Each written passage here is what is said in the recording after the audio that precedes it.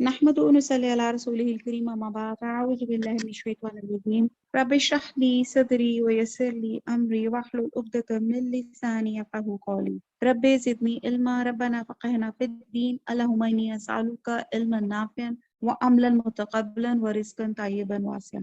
السلام علیکم ورحمۃ اللہ وبرکاتہ. 19واں پارہ شروع ہو رہا ہے سورہ فرقان اور 19 پارہ شروع ہو رہا ہے. وقال الذين لا يرجون لقاءنا، اور جنہیں ہماری ملاقات کی توقع نہیں، انہوں نے کہا ہم پہ فرشتے کیوں نہیں اتارے جاتے یا ہم اپنی آنکھوں سے اپنے رب کو دیکھ لیتے. ان لوگوں نے اپنے آپ کو ہی بہت بڑا سمجھ رکھا اور سخت سرکشی کر لی ہے. اب ملاقات کی توقع، یہ کون سا دن ہے؟ اس دن سے مراد موت کا دن ہے. یعنی کہ یہ کافر فرشتوں کو دیکھنے کی آرزو تو کرتے ہیں، لیکن موت کے وقت جب فرشتوں کو دیکھتے ہیں تو ان کو خوشی مسرت نہیں ہوگی، اس لیے کہ فرشتے انہیں اس موقع پہ عذاب جہنم کی وعید سنائیں گے. کہتے ہیں کہ اے خبیث روح، خبیث جسم سے نکل جس سے روح دوڑتی اور بھاگتی ہے، جس پہ سے فرشتے مارتے اور کوٹتے ہیں. یہ میں نے بہت ڈیٹیل سے ایک اچھی روح اور بری روح کا بتایا تھا. اور جس سے سورہ حامیم سجدہ میں اور حدیث میں آتا ہے کہ فرشتے مومن کی روح سے کہتے ہیں اے پاک روح جو پاک جسم میں تھی، نکل اور ایسی جگہ چل جہاں اللہ کی نعمتیں ہیں اور وہ رب جو تجھ سے راضی ہے. آمین. اللہ تعالیٰ ہماری بھی روح اللہ تعالیٰ ایسے نکلے، ایسے نفس مطمئنہ جو اللہ سے راضی ہو. آمین. تو مومنوں کے لیے رحمت ہے اور کافروں کو ہلاکت کی خبر دے. جس دن یہ فرشتوں کو دیکھ لیں گے، اس دن ان گنہگاروں کو خوشی نہیں ہوگی اور کہیں گے یہ محروم ہی محروم تھے. ہجرن معجورا، ہجر کے معنی ہوتے معنی روک لگانے کے. خانہ کعبہ کے اس حصے حتیم کو بھی ہجر کہا جاتا ہے جسے قریش مکہ نے خانہ کعبہ میں شامل کر دیا تھا. اور بہرحال عقل کو بھی ہجر کہا جاتا ہے کہ عقل بھی انسان کو ایسے کاموں سے روک جاتی ہے جو انسان کے لائق نہیں. ٹھیک ہے جی. تو ہجرن محجورا کہ یہ محروم ہی محروم کیے گئے. آیت نمبر 23. اور انہوں نے جو اعمال کیے تھے ہم نے ان کی طرف بڑھ کر انہیں پر آئندہ ذروں کی طرح کر دیا. ذروں کی طرح. آپ یہ دیکھتے ہیں حبا منصورہ، یہاں پہ لفظ آ رہے. حبا کہتے ہیں ان باریک ذروں کو جو کسی سوراخ سے گھر کے اندر داخل ہوتے ہیں. جیسے آپ دیکھیں نا سورج کی جو ایک رے ہوتی ہے، وہ جو آپ سورج کی ایک روشنی ہوتی ہے، یا آپ اپنے کھڑکی میں بیٹھے ہوتے ہیں تو ایک شعاع آتی ہے، اس شعاع میں آپ دیکھیں کتنے زیادہ ڈسٹ پارٹیکلز ہوتے ہیں، آپ اس کو کیچ نہیں کر سکتے. تو یہاں اللہ سبحانہ تعالیٰ نے کافروں کے عمل کو قیامت والے دن ان ذروں کی طرح بے حیثیت کہا گیا، کیونکہ وہ ایمان سے اور ان کے اندر ایمان نہیں ہوگا. تو کہتے ہیں، اور پھر ہم پیچھے بھی پڑھا کہ اللہ تعالیٰ نے یہ جو لوگ ایمان نہیں لاتے وہ جتنا بڑے سے بڑا سوشل ورک کر لیں، بڑا سا بڑا کوئی انسانیت کا بہترین کام کر لیں، تو اللہ تعالیٰ کہتے ہیں کہ ان کے کام ایسے ہیں کہ ان کی کوئی ایکنالجمنٹ ہی نہیں ہوگی اور ان کی حیثیت ذروں کے برابر ہوگی، یعنی کہ ان کی بے وقت ہوگے. ایک مقام پہ کہا کہ ان کی حیثیت راکھ جیسی ہوگی، ایک جگہ پیچھے ہم نے بھی پڑھا سراب جیسی ہوگی، اور کہیں لکھا گیا صاف چکنے پتھر جیسی ہوگی، یعنی کہ بغیر وقت کے کوئی حیثیت نہیں ہوگی. البتہ اس دن جنتیوں کو ٹھکانہ بہتر ہوگا اور خوابگاہ بھی عمدہ ہوگی. اور جس دن آسمان بادل پہ پھٹ جائے گا، فرشتے لگاتار اتارے جائیں گے، اور اس دن صحیح طور پہ ملک صرف رحمان کا ہی ہوگا، اور یہ دن کافروں پہ بڑا ہی بھاری ہوگا. اس دن ظالم شخص اپنے ہاتھوں کو چبا چبا کہے گا ہائے کاش میں نے رسول صلی اللہ علیہ وسلم کی راہ اختیار کی ہوتی، ہائے افسوس کاش میں نے فلاں کو دوست بنایا ہوا نہ ہوتا، اس نے مجھے اس کے بعد گمراہ کر دیا. نصیحت میرے پاس آ پہنچی اور شیطان تو انسان کو وقت پہ دغا دینے والا ہے. اب یہاں پہ بڑا زبردست ایک میسج اللہ تعالیٰ دے رہے ہیں، اور میسج کیا دے رہے ہیں کہ یہ بہت ہی اہم آیت ہے. اس میں قیامت کو دن کو جیسے بھی پیچھے پڑھا گیا یوم حسرت کہا گیا، حسرتوں کا دن. اور یہاں پہ ایک کو یہ بھی حسرت کرے گا کہ کاش میں نے یہ دوست نہ بنائے ہوتے، کیونکہ اس نے مجھے ذکر سے پھیر دیا، گمراہ کر دیا، بھٹکا دیا. یہ شیطان کا ایک بڑا کام ہوتا ہے کہ وہ نا انسان کے دوست اس کے ویل وشر کی شکل میں اس کے پاس آتا ہے. اسی لیے کہا جاتا ہے کہ انسان اپنے دوست کے دین پر ہوتا ہے. تو اب یہاں پہ آپ یہ دیکھیں کہ اب آپ یہاں پہ اپنے آپ کو، اپنے بچوں کو دیکھیں کہ آپ کے دوست، آپ کس کمپنی میں آپ لوگ اٹھتے اور بیٹھتے ہیں، کیونکہ جس کمپنی میں آپ اٹھتے بیٹھتے وہی چیز، وہی آپ کا مائنڈ سیٹ بنے گا. اور آپ یہاں پہ دیکھیں، جیسے میں اکثر مثال دیتی ہوں کہ جیسے آپ ایک परफ्यूम की दुकान पे जाते हैं, आप परफ्यूम खरीदें ना खरीदें, तो फिर भी जब आप बाहर निकलते हैं, क्योंकि उन्होंने आपको टेस्टर्स और कुछ लगा के आप जब बाहर निकलते हैं तो आप परफ्यूम, आपके अंदर से खुशबू आ रही होती है। इसी तरह जब आप किसी कोयले की दुकान पे जाते हैं, जितना मर्जी अपने दामन को समेटें, अपने दुपट्टे को, अपनी चीजों को समेटें, लेकिन जब आप उस दुकान से बाहर आएंगे, वो गंदी इतनी होती है दुकान कि आपके अंदर कहीं ना कहीं कोयला, कहीं ना कहीं गंद लग जाएगा। और अल्लाह ताला यही मिसाल देके कहते हैं कि इंसान को अपने दोस्त के दिन पे होता है, अपने दोस्तों को पहचाने, क्योंकि एक अच्छा दोस्त ऐसा होता है कि आप जब उसकी कंपनी में होते हैं तो ऐसे है कि वो खुशबू आपके ऊपर कायम रह जाती है, जैसे एक परफ्यूम की दुकान पे गए। और बुरे दोस्त की मिसाल एक भट्टी की तरह होती है, कोयले की भट्टी की तरह, कि जब आप उस बुरे दोस्त की कंपनी में होते हैं तो आपका माइंड सेट जो होता है वो नेगेटिव हो जाता है, वो कुफराना हो जाता है, बेईमान हो जाता है। कहते हैं एक शख्स ने शबे कदर पाई और सारी रात यही दुआ मांगता रहा, अल्लाह मुझे अच्छा दोस्त नसीब फरमा। अगले दिन जब उसने ये बात बताई तो दूसरे दोस्त ने कहा, यार तूने तो रात ही जाया की, कुछ और मांग लेता। तो उसने कहा नहीं, अच्छा दोस्त, अच्छे लोगों की कंपनी, क्योंकि मैं अच्छे दोस्त की कंपनी में हूँगा तो मैं अच्छाई की तरफ जाऊंगा। और अच्छा दोस्त वो होता है जो आपको रब याद करा दे, जो आपको सीधा रास्ते की तरफ आपको गाइड कर दे। प्लीज अपने दोस्तों की, अपने बच्चों की भी कंपनी देखें कि किन बच्चों के साथ वो उठते बैठते हैं, वही आपका माइंड सेट हो जाता है। उसने तो मुझे इसके बाद गुमराह कर दिया, नसीहत मेरे पास आ पहुंची थी, और शैतान तो इंसान को पग पे दगा देने वाला है। आयत नंबर 30।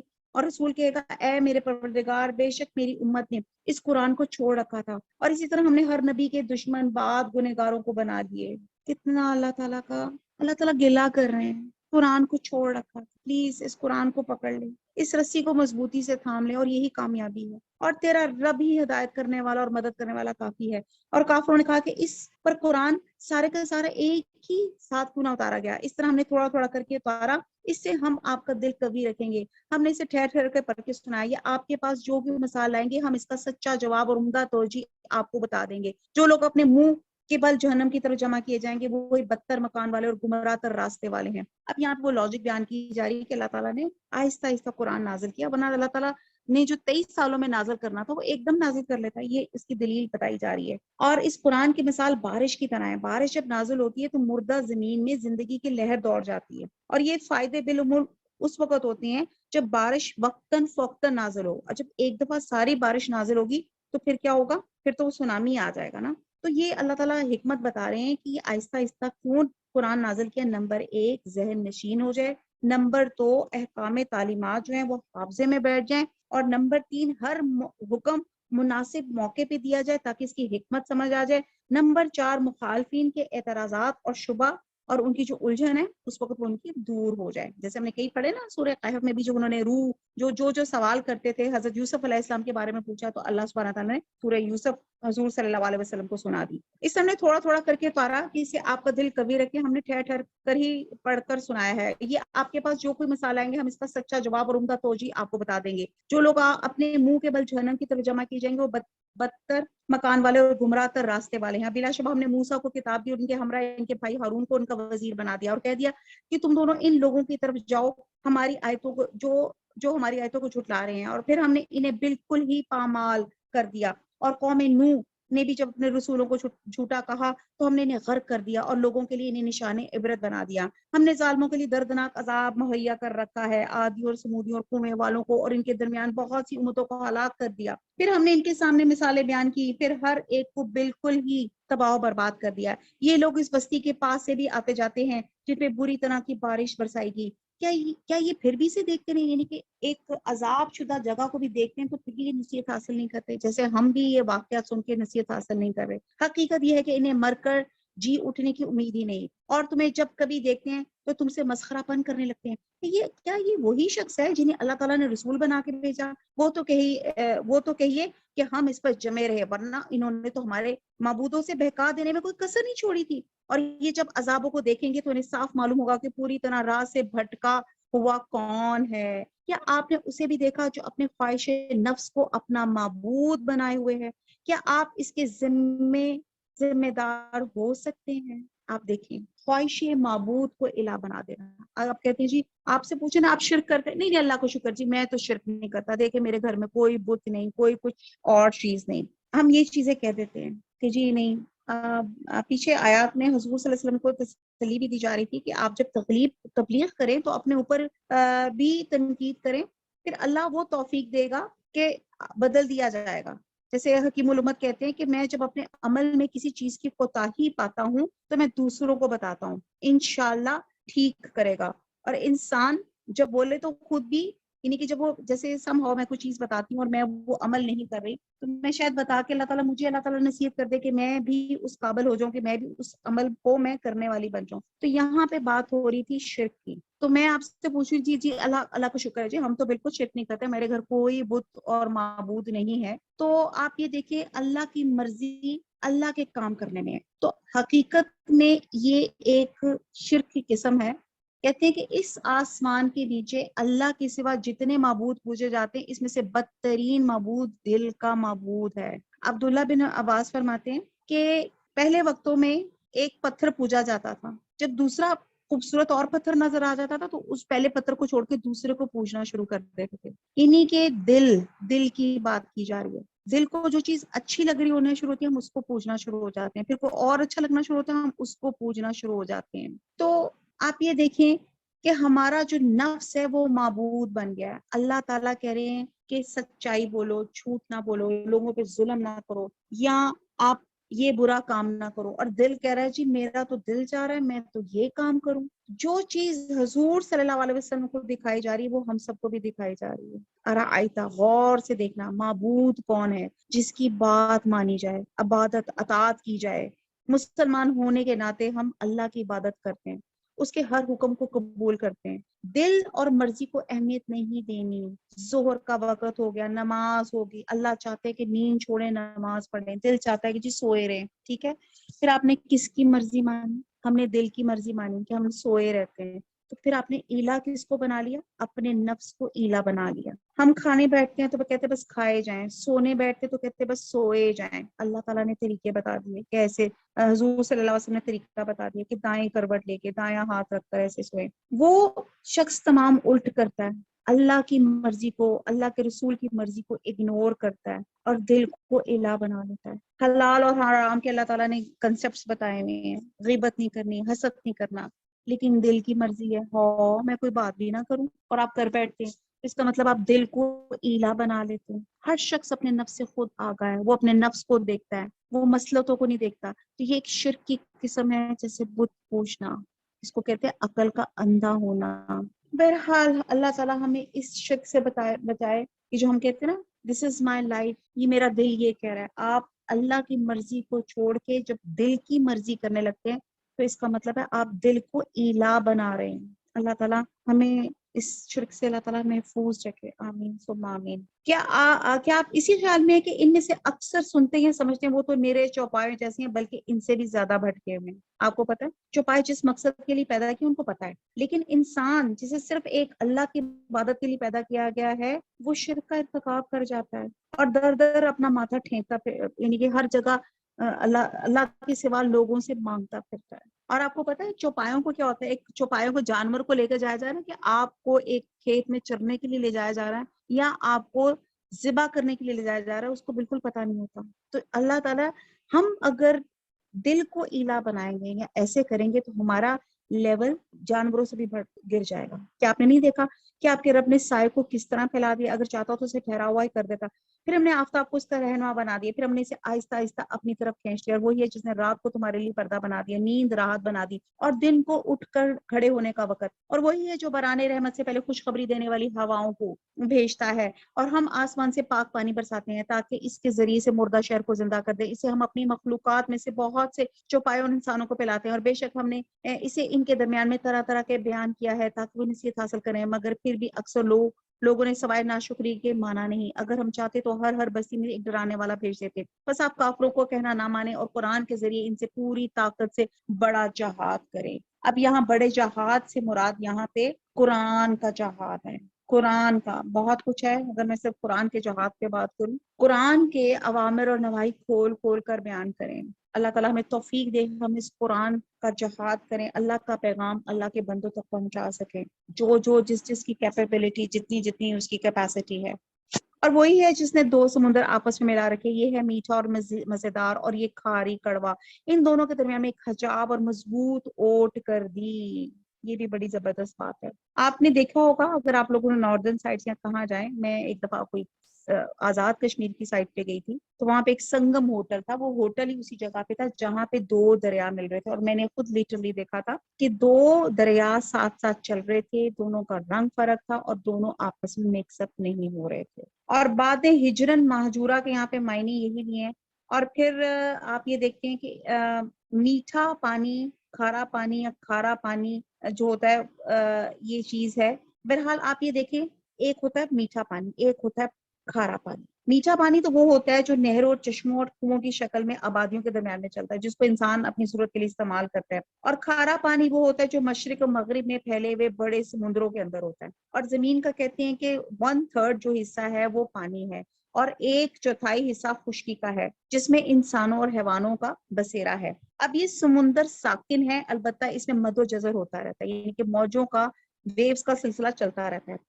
سمندری پانی کو کھارا رکھنے کی اللہ تعالیٰ کی بڑی حکمت ہے۔ آپ دیکھیں کہ میٹھا پانی زیادہ دیر کہیں پہ اگر آپ رکھیں تو وہ خراب ہو جاتا ہے، اس کے ذائقے میں، رنگ میں، بو میں مطلب تبدیلی آ جاتی ہے۔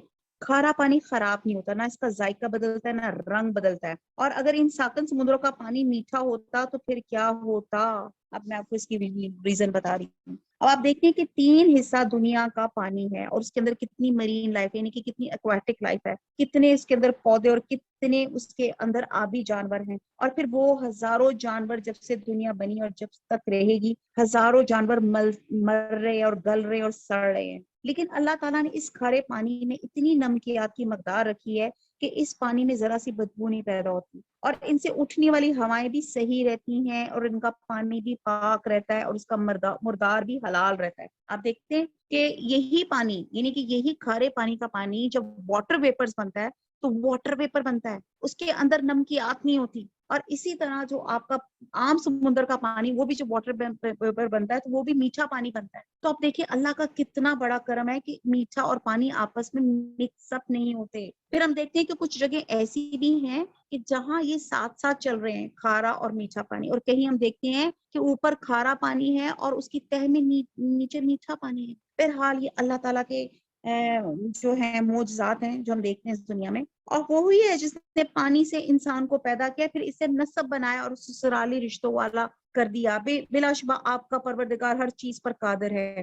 یہ جو آیت ہے نا، وَهُوَ الَّذِي خَلَقَ مِنَ الْمَاءِ وَبَشَرًا فَجَعَلَهُ نَسَبًا وَصِهْرًا وَكَانَ رَبُّكَ قَدِيرًا، یہ وہ ایک آیت ہے جو آپ کے ان لاز کے بارے میں ہے۔ تو یہاں پہ اللہ سبحانہ تعالیٰ کہہ رہے ہیں کہ یہاں پہ آپ کے خاندان کی بنیاد کہاں سے ہوتی ہے؟ پانی سے ہوتی ہے۔ جس نے پانی سے انسان کو پیدا کیا، اس ڈسچارج ایک چھینٹ سے، پھر اس کے بعد اللہ تعالیٰ نے اس کی جنریشنز بنائی۔ اس کا میں ترجمہ پڑھتی ہوں۔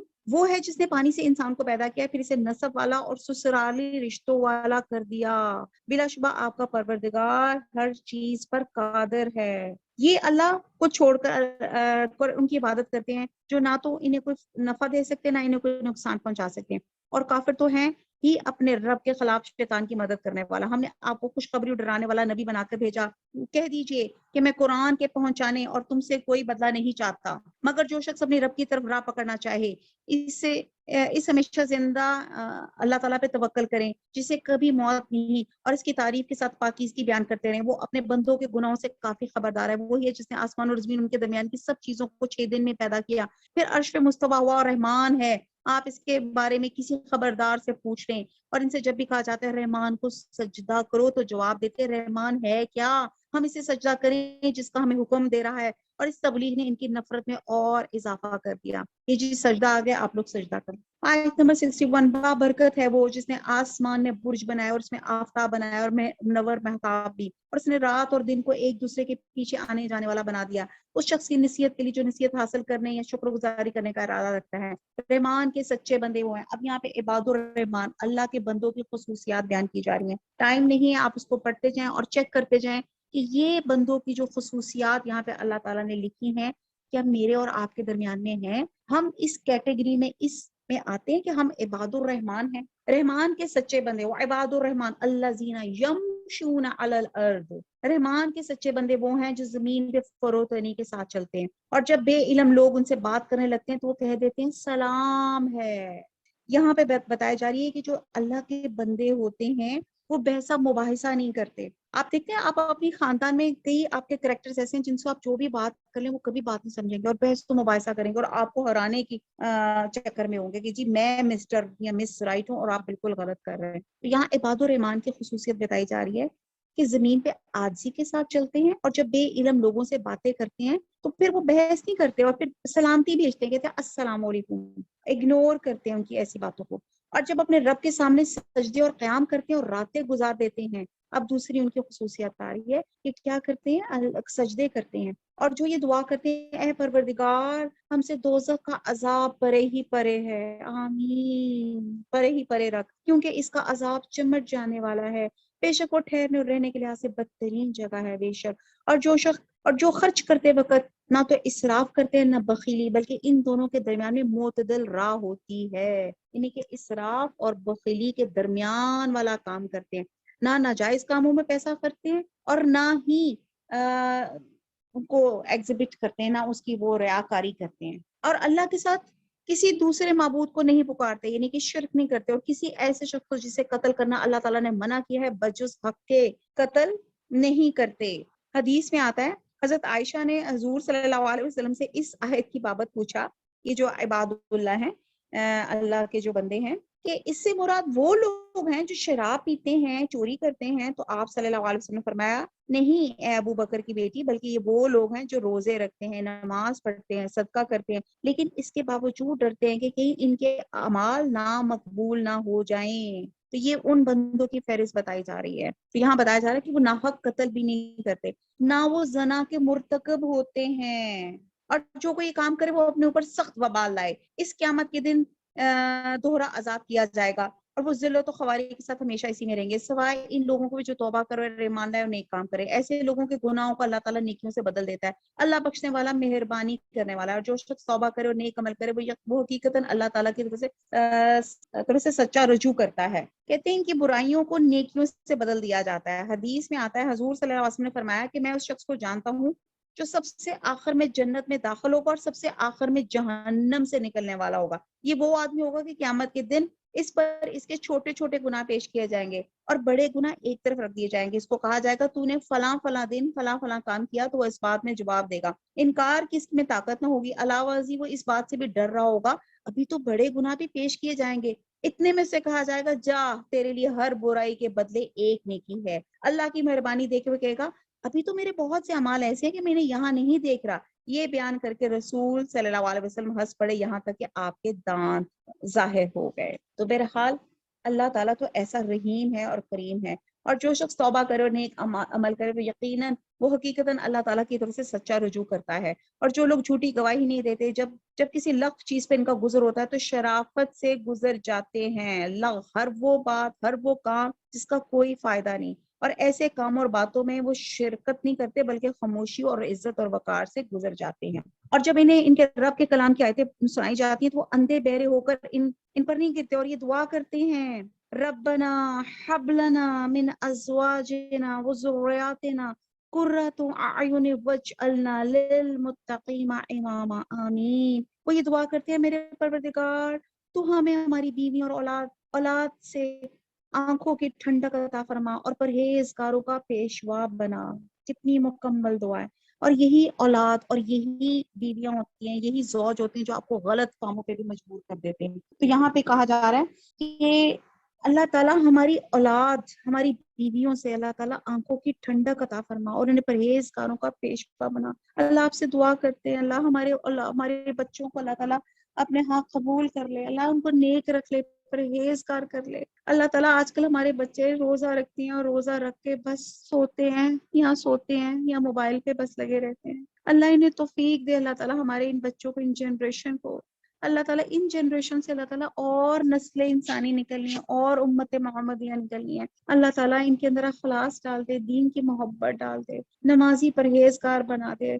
अल्लाह ताला قرآن کا مجاہد بنا دے اللہ ہمیں بھی اور ان سب کو، آمین ثم آمین۔ یہی وہ لوگ ہیں جنہیں ان کے صبر کے بدلے جنت کے بلند و بالا کھانے دیے گئے، جہاں انہیں دعا و سلام پہنچایا جائے گا، اس میں ہی ہمیشہ رہیں گے، بہت ہی اچھی جگہ اور عمدہ مقام ہے۔ کہہ دیجیے اگر تمہاری دعا التجا پکارنا نہ ہوتی تو میرا رب تمہارے متعلق پرواہ نہ کرتا، تم تو جھٹلا چکے، اب عنقریب اس کی سزا تمہیں چمٹ جانے والی ہوگی۔ اعوذ باللہ من الشیطان الرجیم، بسم اللہ الرحمن الرحیم۔ سورہ شعراء، طاسین حروف مقطعات ہیں، یہ آیت روشن کتاب کی، ان کے ایمان نہ لانے پہ شاید آپ تو اپنی جان کھو دیں گے۔ اب حضور صلی اللہ علیہ وسلم کو تسلی دی جا رہی ہے، اگر ہم چاہتے تو ان پہ آسمان سے کوئی ایسی نشانی اتارتے جن کے سامنے ان کی گردنیں خم ہو جاتی اور ان کے پاس رحمان کی طرف سے جو بھی نئی نصیحت آتی ہے اسے روگردانی کرنے والے بن جاتے۔ ان لوگوں نے جھٹلایا ہے، اب ان کے پاس جلد سے اس کی خبریں آ جائیں گی جس کے ساتھ وہ مسخرہ پن کر رہے ہیں۔ کیا انہوں نے زمین میں نظریں نہیں ڈالی؟ ہم نے اس میں ہر طرح کے نفیس جوڑے کس قدر اگائے، اللہ تعالیٰ نے ہر چیز جوڑا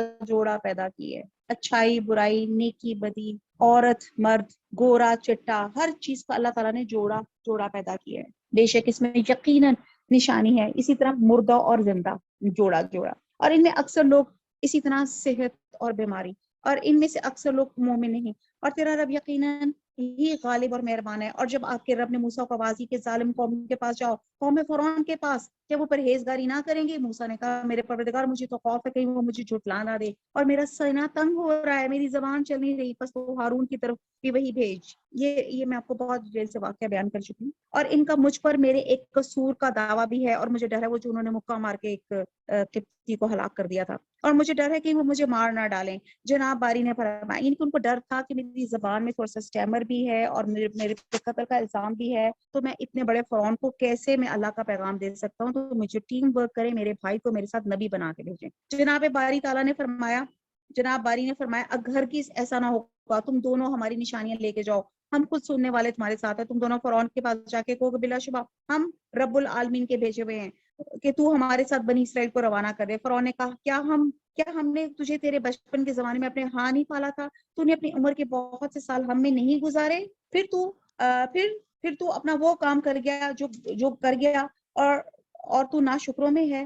حضرت موسیٰ نے جواب دیا، میں نے تو اس کام کو اس وقت کیا تھا جبکہ میں راہ بھولے ہوئے لوگوں میں سے تھا، پھر تم سے خوف کھا کے میں تم سے بھاگ گیا، پھر مجھے میرے رب نے حکم و علم عطا فرمایا اور مجھے اپنے پیغمبروں میں سے کر دیا، مجھ پر تیرا کیا یہی وہ احسان ہے جس تو جتا رہا ہے کہ تو نے بنی اسرائیل کو غلام بنا رکھا۔ فرعون نے کہا رب العالمین کیا چیز ہے؟ حضرت موسیٰ علیہ السلام نے فرمایا وہ آسمان اور زمین اور ان کے درمیان کی تمام چیزوں کا رب ہے، اگر تم یقین رکھنے والے ہو۔ فرعون نے اپنے ارد گرد والوں سے کہا کیا تم سن نہیں رہے؟ حضرت موسیٰ علیہ السلام نے فرمایا وہ تمہارے اور تمہارے اگلے باپ دادوں کا پروردگار ہے۔ فرعون نے کہا لوگوں تمہارا یہ رسول جو تمہاری طرف بھیجا گیا یہ تو حقیقتاً دیوانہ ہے۔ حضرت موسیٰ علیہ السلام نے فرمایا وہی مشرق و مغرب کا ان کے درمیان کی تمام چیزوں کا رب ہے، اگر تم عقل رکھتے ہیں۔ فرعون کہنے لگا سن لے، اگر تو نے میرے سوا کسی اور کو معبود بنایا تو میں تجھے قیدیوں میں ڈال دوں گا۔ موسیٰ نے کہا اگرچہ میں تیرے پاس کوئی کھلی ہوئی چیز لے آؤں، فرعون یعنی کہ معجزہ لے آؤں، تو فرعون نے کہا اگر تو سچوں میں سے ہے تو اسے پیش کر۔ آپ نے اسی وقت اپنی لاٹھی ڈال دی جو اچانک کھلم کھلا زبردست استہا بن گئی، اور اپنا ہاتھ کھینچ کے نکالا تو وہ بھی اس وقت ہر دیکھنے والے کو سفید چمکیلا نظر آنے لگا۔ فرعون اپنے آس پاس کے سرداروں سے کہنے لگا بھائی یہ تو کوئی بڑا ہی دانا جادوگر ہے، یہ تو چاہتا ہے کہ اپنے جادو کے زور سے تمہیں تمہاری سرزمین سے ہی نکال دے، بتاؤ اب تم کیا حکم کر دیتے ہو؟ ان سب نے کہا آپ اسے اور اس کے بھائی کو مہلت دیجیے اور تمام شہر میں ہرکارے بھیج دیجیے جو آپ کے پاس ذی علم جادوگروں کو لے آئیں۔ پھر ایک مقررہ دن کے وعدے پر تمام جادوگر جمع کیے گئے اور عام لوگوں سے بھی کہہ دیا کہ تم بھی مجمع میں حاضر ہو جاؤ تاکہ اگر جادوگر غالب آ جائیں تو تم ان کی پیروی کریں۔ جادوگر آ کر فرعون سے کہنے لگے اگر ہم جیت گئے تو ہمیں کچھ انعام بھی ملے گا؟ فرعون نے کہا ہاں بڑی خوشی سے، بلکہ ایسی صورت میں تم میرے خاص درباری بن جاؤ گے۔ حضرت موسیٰ نے جادوگروں سے فرمایا جو کچھ تمہیں ڈالنا ہے ڈال دو۔ انہوں نے اپنی رسیاں، اب یہ وہ مقابلہ ہے جو دن کے دہاڑے دن کی روشنی میں سب لوگوں کے سامنے ہوا تھا، انہوں نے اپنی رسیاں اور لاٹیاں ڈال دی اور کہنے لگے عزت فرعون کی قسم ہم یقیناً غالب ہی رہیں گے۔ اب حضرت موسیٰ علیہ السلام نے بھی اپنی لکڑی میدان میں ڈال دی جس نے اسی وقت اس کے بنے ہوئے کھلونوں کو نگلنا شروع کر دیا، اور یہ دیکھتے ہوئے جادوگر سجدے میں گر گئے۔ اب آپ یہ دیکھیں کہ اتنا بڑا جو اجتماع ہوا تھا اس کا وجہ یہ تھی کہ لوگوں کو دیکھنے والوں پہ اثرات ہو جائیں، اور وہ یہ دیکھ لیں کہ باطل ہمیشہ اپنے اسباب اور وسائل پہ بھروسہ کرتا ہے. اور پھر یہ دیکھیں کہ اتنی بے سر و سمانی کے باوجود کیسا چیلنج تھا، کوئی غرور نہیں تھا، کوئی تکبر نہیں تھا، اور عاجزی ہی عاجزی تھی، اور اللہ تعالیٰ پہ توکل تھا اور اللہ تعالیٰ کا ساتھ تھا. یہ دیکھتے ہوئے جادوگر سجدے میں گر گئے. انہوں نے صاف کہہ دیا ہم تو اللہ رب العالمین پہ ایمان لائے، یعنی کہ موسیٰ اور ہارون کے رب پہ. فرعون نے کہا میری اجازت لیے بغیر اس سے پہلے تم اس پر ایمان لائے؟ یقیناً یہی تمہارا وہ بڑا سردار ہے جس نے تم سب کو جادو سکھایا. اب اس کو تو زمان میں کچھ ذہن میں آیا نہیں کہ میں کیا جواب دوں، تو اس نے یہ بات کہہ دی کہ تم ان جادوگروں کے سردار ہو، تو تمہیں ابھی بھی معلوم ہو جائے گا، قسم ہے میں بھی تمہارے ساتھ تمہارے ہاتھ پاؤں الٹے طور پہ کاٹ دوں گا اور تم سب کو سولی پہ لٹکا دوں گا. جیسے میں اکثر بتاتی ہوں، یہ ٹرینڈ سیٹر جو تھا یہ فرعون تھا، جس نے اتنی بروٹیلٹی دکھائی کہ ہاتھ پاؤں کو الٹے سمت کٹوایا. انہوں نے کہا کہ کوئی حرج نہیں، ہم تو اپنے رب کی طرف لوٹنے والے ہیں، اس بنا کے ہم سب پہلے ایمان والے بنے ہیں. یعنی کہ سب جادوگروں کو اس جادو کی اور معجزے کی حقیقت پتہ چل گئی، اور اسی لیے وہ حضرت موسیٰ اور حضرت ہارون کے رب پہ ایمان لائے. ہمیں امید پڑتی ہے کہ ہمارا رب ہماری سب خطائیں معاف فرما دے گا. ہم نے موسیٰ کو وحی کی کہ راتوں رات میرے بندوں کو نکال لے، چل تم سب پیچھے کیے جاؤ گے. فرعون نے شہروں میں ہرکاروں کو بھیج دیا. اب پہلے تو فرعون نے کہا ٹھیک ہے یہ جانا چاہتے تو جائے، لیکن پھر بعد میں اس نے کہا کہ میں ان کا پیچھا کرتا ہوں، کہ یقیناً یہ گروہ بہت ہی کم تعداد میں ہے اور اس پر یہ ہمیں سخت غضبناک کر رہے ہیں، اور یقیناً ہم بڑی جماعت ہیں اور ان سے چکنا رہنے والے ہیں. بلاخر ہم نے انہیں باغات سے اور چشموں سے اور خزانوں سے اور اچھے اچھے مقامات سے باہر کیا، اور اسی طرح ہم نے ان تمام چیزوں کا وارث بنی اسرائیل کو بنا دیا. بس فرعونی سورج نکلتے ان کے تعاقب میں نکلے. بس جب دونوں نے ایک دوسرے کو دیکھ لیا تو موسیٰ کے ساتھیوں نے کہا ہم تو یقیناً پکڑ لیے گئے. موسیٰ نے کہا ہرگز نہیں، یقین مانو میرا رب میرے ساتھ ہے جو ضرور مجھے راہ دکھائے گا. ہم نے موسیٰ کی طرف وہی بھیجی کہ دریا پر اپنی لکڑی مار. پاس اس وقت دریا پھٹ گیا اور ہر ایک حصہ پانی کا مثل بڑے سارے پہاڑ کا ہو گیا. اب یہ وہ معجزہ ہے جو انہوں نے سمندر پہ عصا ماری تو وہ راستہ بن گیا. ہم نے اس جگہ دوسروں کو نزدیک لا کھڑا کر دیا، یعنی کہ مراد فرعون اور اس کے لشکر تھے جو دوسروں کو سمندر کے قریب کر دیا، اور موسیٰ اور اس کے تمام ساتھیوں کو نجات دے دی، اور پھر سب دوسروں کو ڈبو دیا. یقیناً اس میں بڑی عبرت ہے ان میں کہ اکثر لوگ ایمان والے نہیں. اور بے شک آپ کا رب بڑا ہی غالب اور مہربان ہے. ان ابراہیم کا واقعہ بھی سنا دو جبکہ انہوں نے اپنے باپ اور اپنی قوم سے فرمایا تھا کہ تم کس کی عبادت کرتے ہو؟ انہوں نے جواب دیا عبادت کرتے ہیں بتوں کی، ہم تو برابر ان کے مجاور بنے بیٹھیں گے.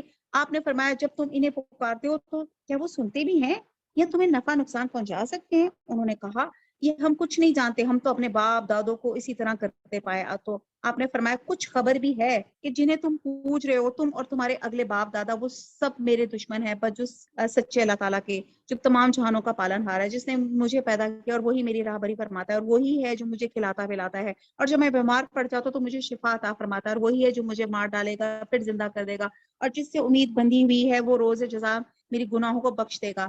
اے میرے رب مجھے قوت فیصلہ عطا فرما اور مجھے نیک لوگوں میں ملا دے. اب انہوں نے دعا کی، بہت خوبصورت دعا ہے، ابھی میرے ساتھ ساتھ پڑھیں. رب حبلی حکمن والحقنی بالصالحین واجعل لی لسان صدق فی الآخرین واجعلنی من ورثۃ جنت النعیم واجعلنی من ورثۃ جنت النعیم واجعلنی من ورثۃ جنت النعیم. یہ حضرت ابراہیم علیہ السلام کی دعا تھی. اور میرا ذکر خیر پچھلے لوگوں میں بھی باقی رکھ اور مجھے نعمتوں والی جنتوں کے وارثوں میں سے بنا دے، آمین. اور میرے باپ کو بخش دینا، یقیناً وہ گمراہوں میں سے تھا، اور جس دن کے لوگ دوبارہ چلائے جائیں گے مجھے رسوا نہ کر، اور جس دن مال اور اولاد کچھ کام نہ آئے گا. یوم لا ینفع مال ولا بنون، لیکن فائدے والا وہی ہوگا جو اللہ تعالیٰ کے سامنے بے عیب دل لے کر جائے، بے عیب دل. اب آپ دیکھیں کہ اللہ تعالیٰ سے ہم دعا مانگتے ہیں اسی آیت کو وسیلہ بنا کے، اللہ تعالیٰ ہمیں قلب سلیم اور قلب منیب جو ہے عطا فرمائے. اور یہاں پہ قلب سلیم، قلب منیب، ایسا دل جس میں صرف اور صرف اللہ کی محبت ہو. اور قلب سلیم ہوتا ہے کہ سلیم کا مطلب سالم، سالم لے کے آئے، یعنی کہ جسے اللہ سے محبت ہوتی ہے وہ صرف اللہ کو ہی دل دیتا ہے. اس کا نماز، روزہ، لین دین سب اللہ کے لیے ہوتا ہے. وہ ہر چیز، مال اور اولاد، سب کچھ اللہ تعالیٰ کے لیے ہوتا ہے. پھر وہ مال اور اولاد کی محبت اس کے غلط کام پہ مجبور نہیں کر سکتی. اور اولاد بھی تب نافع بخش ہوتی ہے کہ بہترین علم اور تربیت دی جائے، اور تبھی صدقہ جاریہ بنتی ہے. اور آپ فار ایگزامپل اگر آپ کسی کے آپ نے کیک خریدا اور آپ کسی کے گھر چلے جاتے ہیں اور وہ جانے سے پہلے آپ کا بچہ اس کیک میں تھوڑی اوپر سے کوئی ہاتھ مار دیتا ہے، تھوڑا سا خراب کر دیتا ہے، تو کیا آپ وہ کیک کسی کے گھر لے کے جا سکتے ہیں؟ آپ کہیں گے وہ ضائع ہو گیا، آپ تو نیا لینا پڑے گا۔ تو اسی طرح یہ ہم نے اللہ تعالیٰ کے حضور جانا ہے اپنا یہ قلب لے کے، اور دعا مانگ رہے اللہ تعالیٰ قلب سلیم عطا فرما، ایسا دل جس میں اللہ صرف آپ کی محبت ہو، اس میں دنیا کی محبت نہ ہو۔ تو اگر ہمارے دل میں اللہ کے علاوہ اور محبتیں ہو جائیں گی تو وہ کٹا پھٹا دل ہو جائے گا، تو ہم اللہ تعالیٰ کے سامنے پیش نہیں کر سکیں گے۔ قلب سلیم جس میں خرابی، برائی، شرک سے پاک ہو، دنیا سے لگاؤ نہ ہو، سالم دل ہو، دنیا کی چکا چوند سے دور ہو، کسی کی محبت نہ ہو، صرف اللہ کی، عداوت، کینہ، تنگی نہ ہو، کسی کے لیے جیلسی نہ ہو، کسی کے لیے تنگی نہ ہو۔ اور قلب سلیم کو سلیم بنانے کے لیے حضور صلی اللہ علیہ وسلم نے فرمایا کہ دلوں کو زنگ لگ جاتا ہے جیسے لوہے کو زنگ لگ جاتا ہے۔ تو لوگوں نے فرمایا کہ کس طرح زنگ دور کیا جائے، تو آپ نے فرمایا کثرت تلاوت کو معمول بنا دیں، اور جب بھی قرآن پڑھیں تو اس کو سمجھ کے پڑھیں، اور اگر دل میں بے چینی ہو تو قرآن پڑھیں، ورنہ تلاوت سنیں، غور کریں یہ کون سی صورت ہے، اس میں کیا بتا رہا جا رہا ہے، اور پھر کیا کریں، کثرت سے تلاوت قرآن اور کثرت سے اپنی موت کو یاد کریں، تو یہ دلوں کے زنگ جو ہیں وہ دور ہو جائیں گے۔ پھر قرآن پڑھنے کے بعد دل کو کسی مفید کام پہ لگا دیں۔ آپ دیکھیں سارے دن میں آپ اللہ کے لیے کتنا وقت نکالتے ہیں، تو اللہ تعالیٰ سے دعا کرتے ہیں اللہ تعالیٰ ہم سب کو قلب سلیم عطا فرمائے۔ آیت نمبر 90، اور پرہیزگاروں کے لیے جنت بالکل نزدیک لا دی جائے گی اور گمراہ لوگوں کے لیے جہنم ظاہر کر دی جائے گی۔ ان سے پوچھا جائے گا کہ جن کی تم پوجا کرتے تھے وہ کہاں ہیں، جو اللہ تعالیٰ کے سوا تھے، کیا وہ تمہاری مدد کرتے تھے یا کوئی بدلہ لے سکتے تھے؟ پس وہ سب اور کل گمراہ لوگ جہنم میں اونھے منہ ڈال دیے جائیں گے، اور ابلیس کے تمام لشکر بھی وہاں آپس میں لڑتے جھگڑتے ہوئے کہیں گے کہ قسم اللہ کی یقیناً ہم تو کھلی غلطی پر تھے، جبکہ تمہیں رب العالمین کے برابر سمجھ بیٹھے، اور ہمیں تو ان بدکاروں کے سوا بدکاروں کے کسی اور نے گمراہ نہیں کیا۔ آیت نمبر 100، اب تو ہماری اب تو ہمارا کوئی سفارشی بھی نہیں، اور نہ کوئی سچا غم خار دوست، اگر کاش ہمیں ایک مرتبہ پھر جانا ملتا تو ہم پکے سچے مومن بن جاتے۔ آج دنیا میں جب ذرا پرابلم ہوتی ہے نا تو کسی سے بات کر لیتی ہے تو دل ہلکا ہو جاتا ہے، کوئی آپ کو تسلی دے دیتا تو دل ہلکا ہو جاتا ہے۔ تو قیامت میں کوئی آپ کا سفارشی، کوئی دوست، کوئی آپ کا غم غلط نہیں کرے گا۔ یہ ماجر یقیناً ایک زبردست نشانی ہے، ان میں سے اکثر لوگ ایمان لانے والے ہیں۔ یقیناً آپ کا پروردگار ہی غالب مہربان ہے۔ قوم نوح نے بھی نبیوں کو چھٹایا، جبکہ ان کے بھائی نوح نے کہا کیا تمہیں اللہ کا خوف نہیں؟ سنو میں تمہاری طرف اللہ کا امانت دار رسول ہوں، بس تمہیں اللہ سے ڈرنا چاہیے اور میری بات ماننی چاہیے، اور میں تم سے اس پر کوئی اجر نہیں چاہتا، میرا بدلہ تو صرف رب العالمین کے ہاں ہے۔ اب آپ دیکھیں کہ وہ اللہ کے نبی جتنے بھی کام کرتے تھے وہ اللہ کے لیے کام کرتے تھے، کوئی اجر کیا، بس اللہ تعالیٰ ربنا تقبل منا، اللہ تعالیٰ ان کے اس کام کو قبول کر لے، بس تم اللہ کا خوف رکھو اور میری فرما برداری کرو۔ قوم نے جواب دیا کیا ہم تجھ پر ایمان لائیں؟ تیرے تابع داری تو رذیل لوگوں نے کی ہے۔ آپ نے فرمایا مجھے کیا خبر کہ وہ پہلے کیا کرتے رہے، ان کا حساب تو میرے رب کے ذمہ ہے، اگر تمہیں شعور ہو۔ آیت نمبر 14، میں ایمانداروں کو دھکے دینے والا نہیں، میں تو صاف طور پہ ڈرا دینے والا ہوں۔ انہوں نے کہا اے نوح اگر تو باز نہ آئے تو یقیناً ہم تجھے سنسار کر دیا جائے گا۔ آپ نے کہا اے میرے پروردگار میری قوم نے مجھے جھٹلایا، بس تو مجھ میں اور ان میں کوئی قطعی فیصلہ کر دے، مجھے اور میرے با ایمان ساتھیوں کو نجات دے۔ چنانچہ ہم نے اسے ان کے ساتھیوں کو بھری ہوئی کشتی میں سوار کر کے نجات دے دی، بعد ازاں باقی کے تمام لوگوں کو ہم نے ڈبو دیا۔ یقیناً اس میں بہت بڑی عبرت ہے، ان میں سے اکثر لوگ ایمان لانے والے تھے بھی نہیں۔ تو کیا ہمیں عبرت حاصل ہوئی؟ ہم نے ایمان لائے اس بات سے، اور بے شک آپ کا پروردگار البتہ وہی ہے زبردست رحم کرنے والا۔ عادیوں نے بھی رسولوں کو چھٹلایا، جبکہ ان سے ان کے بھائی ہود نے کہا تھا کہ تم ڈرتے نہیں، میں تمہارا امانت دار پیغمبر ہوں۔ آپ دیکھیے ایک ہی ورڈنگز ہیں اللہ کے نبیوں کی، ایک ہی میسج لے کر آئے، بس اللہ سے ڈرو اور میرا کہنا مانو، اور میں اس سے تم پہ کوئی اجرت طلب نہیں کرتا، میرا ثواب تو تمام جہان کے پروردگاروں کے پاس ہی ہے۔ کہ تم ایک ہی ٹیلے پر بطور ایک کھیل تماشا یادگار عمارت بنا رہے ہو اور بڑی صنعت والے مضبوط محل تعمیر کر رہے ہو، گویا تم ہمیشہ یہیں رہو گے۔ ان کو کہہ رہے تھے کہ اتنے مضبوط گھر بنا رہے ہیں جیسے ہم بھی بنا رہے ہیں کہ جیسے ہمیشہ ہم نے انہی گھروں میں رہنا ہے، حالانکہ ہم نے جانا کہاں ہے، ایونچولی قبر میں جانا ہے۔ اور جب کسی پہ ہاتھ ڈالتے ہو تو سختی اور ظلم سے پکڑتے ہو، اللہ سے ڈرو اور میری پیروی کرو، اس سے ڈرو جس نے ان چیزوں سے تمہاری امداد کی جنہیں تم جانتے ہو، اس سے تمہاری مدد کی، مال سے اور اولاد سے، باغات سے اور چشموں سے، مجھے تو تمہاری نسبت بڑے دن کے عذاب کا اندیشہ ہے۔ انہوں نے کہا آپ واز کہیں یا واز کہنے والوں میں نہ ہو، ہم پر یکساں ہیں، یہ تو بس پرانے لوگوں کی عادت ہے، ہم ہرگز عذاب نہیں دیے جائیں گے، چونکہ آدمیوں نے حضرت ہود علیہ السلام کو جھٹلایا اس لیے ہم نے انہیں تباہ کر دیا، یقیناً اس میں نشانی ہے، ان میں سے اکثر بے ایمان تھے، بے شک آپ کا رب وہی ہے غالب مہربان۔ سمودیوں نے بھی پیغمبروں کو جھٹلایا، ان کے بھائی صالح نے ان سے فرمایا کہ تم اللہ سے نہیں ڈرتے، میں تمہاری طرف اللہ کا امانت دار پیغمبر ہوں، تو تم اللہ سے ڈرو اور میرا کہا مانو، اس پر تم سے کوئی اجرت نہیں مانگتا، میری اجرت تو بس پروردگار عالم پر ہی ہے۔ کہ ان چیزوں میں جو یہاں ہیں تم امن کے ساتھ چھوڑ دیے جاؤ گے، یعنی ان باغوں اور ان چشموں، ان کھیتوں اور ان کھجوروں کے باغوں میں جن کی شگوفے نرم و نازک ہیں، اور تم پہاڑوں کو تراش تراش کر پرتکلف مکانات بنا رہے ہو، پس اللہ سے ڈرو اور میری اطاعت کرو، بے باک حد سے گزر جانے والوں کی اطاعت سے باز آ جاؤ، جو ملک میں فساد پھیلا رہے ہیں اور اصلاح نہیں کرتے۔ وہ بولے بس تو ان میں سے ہے جن پہ جادو کر دیا گیا ہے، تو ہم جیسا ہی انسان ہے، اگر تو سچوں میں ہے تو کوئی معجزہ لیا۔ آپ نے فرمایا یہ ہے اونٹنی پانی پینے کی، ایک بارش کی ہے اور ایک مقررہ دن کی باری پانی پینے کی تمہاری، خبردار اسے برائی کے ساتھ ہاتھ نہ لگانا ورنہ ایک بڑے بھاری دن کا عذاب تمہاری گرفت کرے گا۔ پھر بھی انہوں نے اس کی کونچیں کاٹ ڈالی، پس وہ پشیمان ہو گئے۔ یہ واقعہ بھی ہم نے بہت ڈیٹیل سے پڑھا ہے۔ اور عذاب نے انہیں آدھ بوچا، بے شک اس میں عبرت ہے، ان میں اکثر لوگ مومن نہ تھے، بے شک آپ کا رب بڑا زبردست اور مہربان ہے۔ قوم لوط نے بھی نبیوں کو جھٹلایا، ان سے ان کے بھائی لوط نے کہا کہ تم اللہ کا خوف نہیں رکھتے، میں تمہاری طرف امانت دار اور رسول ہوں، بس تم اللہ تعالیٰ سے ڈرو اور میری اطاعت کرو، تم سے اس پر کوئی بدلہ نہیں مانگتا، میرا اجر تو صرف اللہ تعالیٰ پہ ہے، تمام جہان کا رب ہے۔ کیا تم جہان والوں میں سے مردوں کے ساتھ شہوت رانی کرتے ہو، اور تمہاری جن عورتوں کو اللہ تعالیٰ نے تمہارا جوڑا بنایا ہے اس کو چھوڑ دیتے ہو، بلکہ تم ہو ہی حد سے گزر جانے والے۔ انہوں نے جواب دیا اے لوط اگر تو باز نہ آیا تو یقیناً نکال دیا جائے گا۔ آپ نے فرمایا میں تمہارے کام سے سخت ناخوش ہوں، میرے پروردگار مجھے اور میرے گھرانے کو اس وبال سے بچا لے جو یہ کرتے ہیں۔ بس ہم نے اس کے اس متعلقین کو سب کو بچا لیا بجز ایک گلڈیا کے، وہ پیچھے رہ جانے والے میں ہوگی، یعنی کہ حضرت لوط علیہ السلام کی بیوی۔ پھر ہم نے باقی اور سب کو ہلاک کر دیا، ہم نے ان سب پر ایک خاص قسم کا می برسایا جو ڈرائے گئے ہوئے لوگوں پہ برسا۔